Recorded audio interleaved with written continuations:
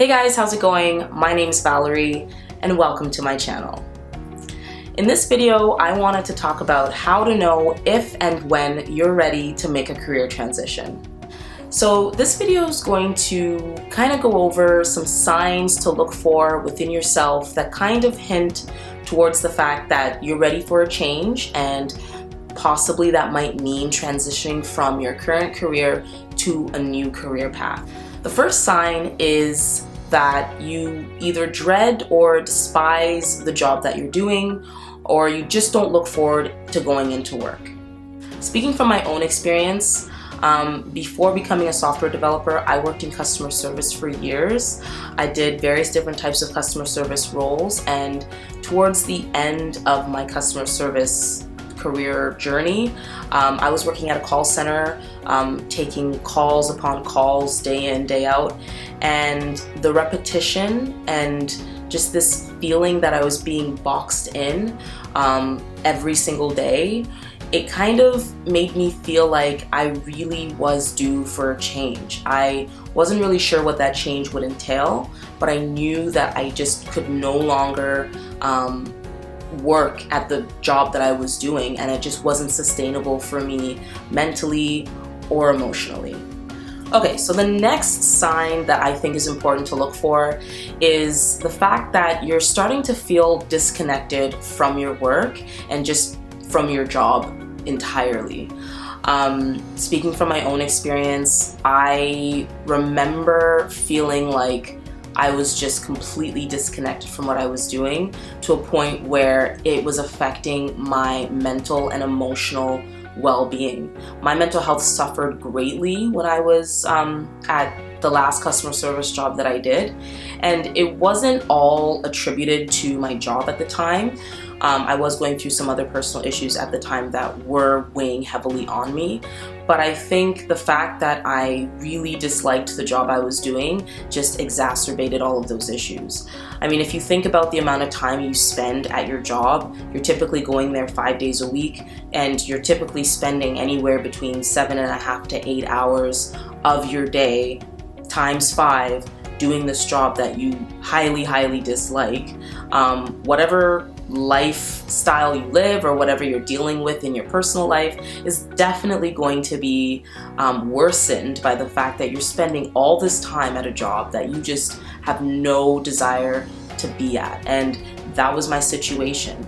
So I'd say that definitely look for the fact that you feel disconnected from your job or from your work to a point where it is affecting your mental and emotional health and your overall health, for that matter. So this actually brings me into my next point, which is, I guess, the next sign to look for is this overall sense of dissatisfaction with the work that you're doing, to a point that it ends up spilling into other areas of your personal life, and it creates this inability for you to actually find enjoyment in other types of social activities or, personal life engagements. I can speak from my own experience where, I felt so much dissatisfaction with the job that I was doing that even when socializing with friends or colleagues or doing other types of social activities, it made it a little difficult for me to rip myself away from that dissatisfaction.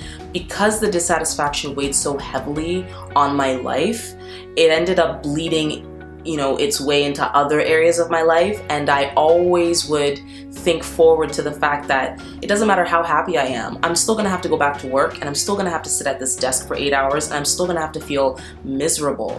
And that ruined a lot of really awesome social engagements for me because I just couldn't separate the two. I was just that miserable. And these feelings eventually ended up dispersing themselves into frustration and resentment, and that manifested itself in various ways, and it just was not a good look for me. I felt completely lost and just empty in many ways, and when I tried to enjoy myself in other activities, it was always at the back of my mind that I'm in a place that I don't want to be, and if the feeling becomes intense enough, it can really affect your productivity and your level of just being functional in the other areas of your life. Okay, so the next sign to look for is probably one of my favorites because of all the signs I've mentioned, this one I can relate to the most.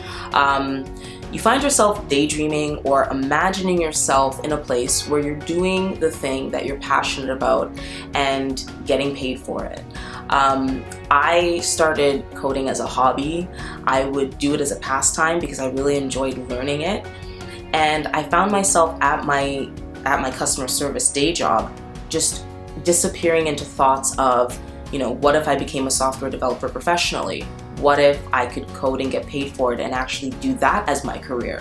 And that filled me with so much joy. I can't really explain it, but it just made me so happy to a point where every time I felt like I was at the peak of my frustration after dealing with a customer or a really tough call, I would slip into these daydreams where I was like, oh, imagine not having to do this and getting to do this instead, getting to code instead. And that really kind of got me through the last few months of working at my customer service job, to be honest. But it was also a huge clue and a huge sign that I was ready to make that move, that I was ready to commit and do it because it would give me some real inner joy that I was lacking at the time. Now, with all the signs that I've mentioned, they do come with certain caveats.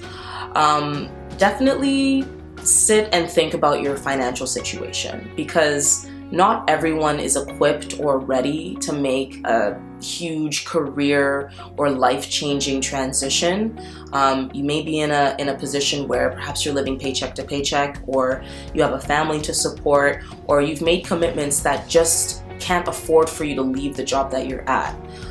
These were definitely thoughts that crossed my mind at the time, and it's the reason why it actually took me about 2 years to commit to making a career transition, because although I don't have a family to support and I don't have other people depending on me necessarily, I did have bills that I needed to pay, rent needed to be paid, my car payments needed to be paid. So that was something that really impeded my progress. I wasn't sure if making a career transition was in the cards for me, but I did sit and think heavily on ways in which I could combat those issues so that I could do what I needed to do. Because sometimes when you're looking into making a change in your life, it's going to come with some growing pains. It's going to come with some points where you're thinking, okay, these are the mini issues I need to solve before I can get to the greater issue of actually changing my career. So knowing this and keeping all this in mind, I then had to do a sort of cost-benefit analysis. In my mind, I had to separate out the good and the bad of my current situation working in customer service and what my situation could be if I did commit to a career transition and if I did become a software developer. I knew that in my current job, there were certain things that I did like. I liked the people that I worked with. I've made some really awesome friendships from the last customer service role that I worked at. I also knew that I really appreciated the employee engagement that my company had at the time, which gave me a break from the day-to-day struggles of the job itself. And I knew that, the job did come with other types of perks like free gifts and stuff like that, which also kept me going and kept me thinking positively about where I was at. So those were good things that I was able to consider doing my cost-benefit analysis. But then I realized that my cost for all of those good things was that I was staying at a job that overall I didn't like. It didn't matter how much money I was making. It didn't matter how comfortable I was financially. It didn't matter, all the employee engagement activities or free lunches that they offered. It didn't take away from that overarching feeling of misery that I knew I wasn't happy. And with that being said, when I started doing my cost-benefit analysis of making my career transition into tech, I knew that the overarching benefit of happiness and joy and passion in the work that I did outweighed everything that I would get out of customer service. And that was enough for me to make that commitment.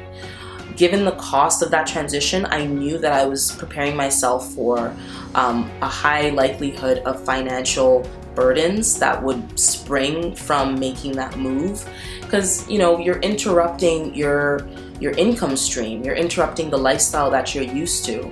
Quitting my job in customer service meant that I was going to go unemployed for a while I was getting all my ducks lined up in a row, and while I was learning this new skill of learning how to code and also just generally understanding the tech industry as a whole. So there was a lot of cost that came with that, but I knew that after I did my cost-benefit analysis and weighed the pros and cons, that the decision-making process for me was to eventually make that move and transition into my new career path. So in essence, you want to think about the things that you like and the things that you don't like about your current situation.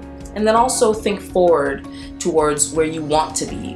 What are the things that you love about what you're doing or what you aspire to do?